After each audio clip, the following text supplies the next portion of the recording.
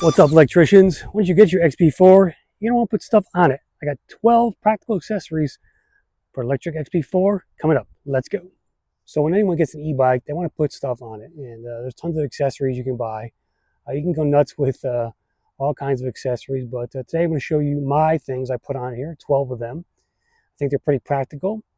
I think I'm not done yet probably either. There's probably a few more things I'm going to add to the bike over time, but definitely check out the Facebook groups of electric. There's many of them, and I'm constantly amazed by the types of stuff people do to their bikes, whether it's just vinyl graphics on the side here or all kinds of different mods. So it's always surprising and fun to see what people do out there. So I like to keep my bike pretty practical, and today I'm going to run through my accessories and tell you how much they cost, why I bought them. I'm also going to tell you at the end my range test results. So I did a real world range test on this XP4 in the past week and over 2 days, and I'm going to reveal my real world range test results. So be sure to stay tuned for that at the end of this video. All right, let's go. We'll start right here with the electric trunk bag here. Electric sells this. It's got their logo on the side, of course, and pretty good amount of space here.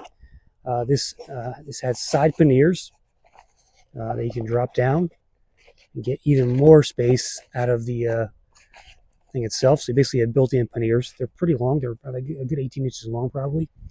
There's nowhere to attach them down here on these step overs, so maybe on the derailleur, I guess, derailleur guard.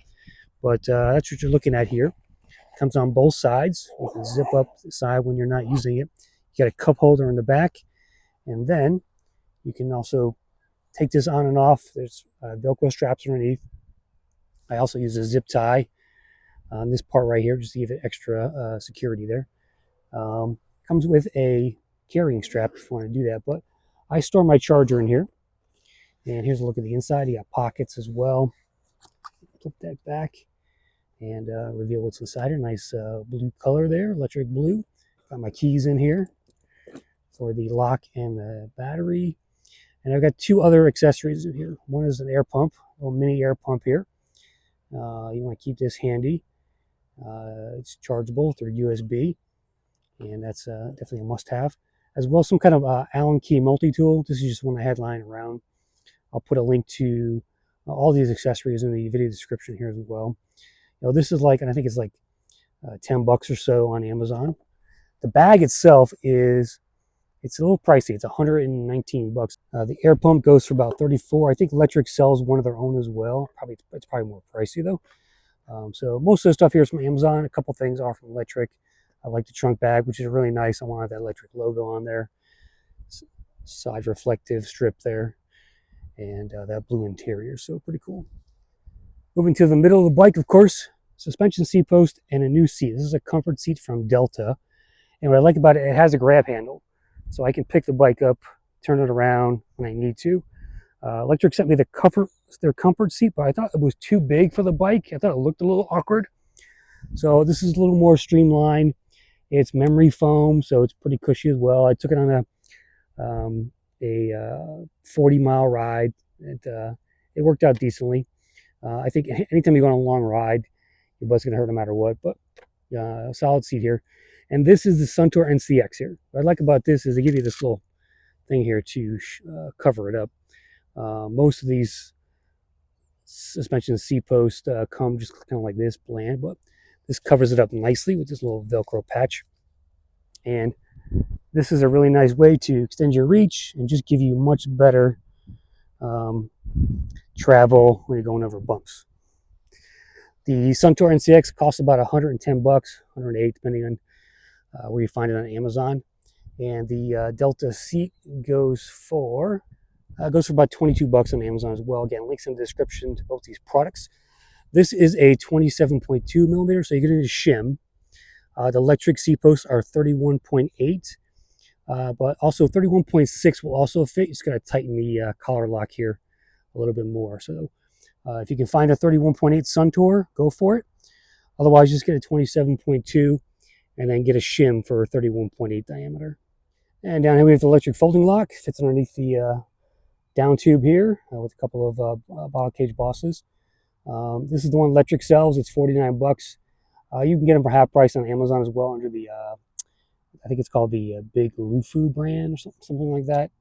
But it's a pretty nice, compact way to store your lock and keep your bike safe. Moving up to the cockpit mirrors. You definitely need a bar end mirror here.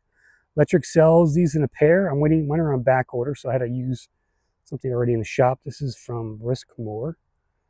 I think the mirrors are, let's see, 39 bucks for a pair. And these give you the best coverage, I found, right? Even though over the ones that come out over here and are raised. The bar end ones are the most safer, I think, and they work the best. So once the electric ones come in, I'm going to add one to the right side as well. Just pop out the end bar cap here, and you'll be all set. Next, I've got a Lamicall phone mount here. Expands like that. You can lock it in the back. But what I like about this is just it grips on with this little grip right here, and you just tighten it. So it's easy on, easy off. Very secure. My phone's never dropped from one of these, and it fits pretty much any phone out there. Next, I've got a phone charger right here. I've got the corded kind, so it fits in my little cup holder here, which we'll get to. But if electric displays have a USB-C port right underneath here, so now you can charge. I can charge my iPhone whenever I want to, just like that. So it's pretty easy.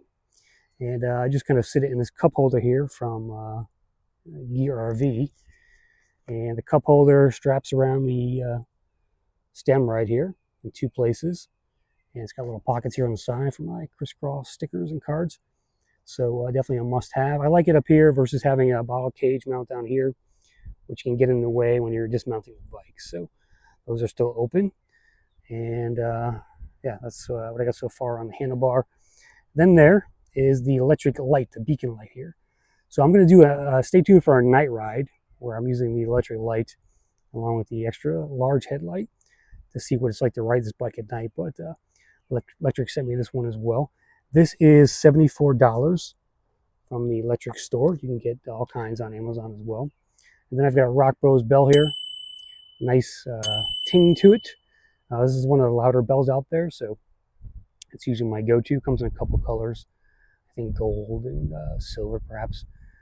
But it's a nice little easy bell for those trails. All told, you're looking at about 530 bucks here for all the accessories. So this e-bike is $12.99. This is a 750 watt long range battery, 17.5 amp hour.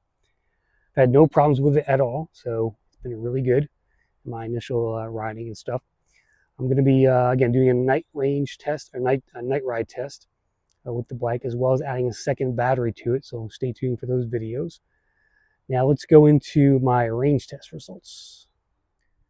Okay, so when I do my range tests for electric e-bikes, well, first of all, let me set the stage here. So they claim a range of about 85 miles on the electric XP4 long range version with a 17 amp hour battery. Now that's done in conditions where it's in Phoenix, it's on flat ground, it's in optimal temperatures, 60, 70 degrees, and with a pretty light rider, I think a 150 pound, 160 pound rider. I'm 180. If you weigh more than me, you're going to get less miles. If you weigh less than me, you should get more miles than my range test results. So keep that in mind. If you live in a flat area, the biggest difference is your weight and what speed you run the bike at. So I did the test over 2 days. I made sure to use all the different modes up here. I did a 33-mile taco truck run with some of my buddies. Mainly flat ground, but I was running in PAS3, or sorry, sport mode now. I keep remembering to, we have a sport mode now. During that ride, it was mostly sport mode, a little bit of a tour, and a little bit of the Sport Plus as well. We were doing speeds of 12, we're averaging probably 12 miles an hour overall. So I did 33 miles that day. I came home, I had about half left, 47.4 on the voltage.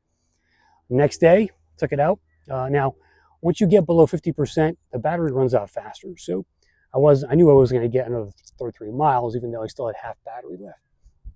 So I took it around my neighborhood, and again, I ran it in mostly sport, which is the middle setting, the third setting, and hills, inclines, a little bit of throttle here and there, right? Mixed it up a little bit, and I got another 15 miles. So I got 48 miles total on this 17 amp hour battery. Very respectable range from Electric here on that. So that's what I got myself.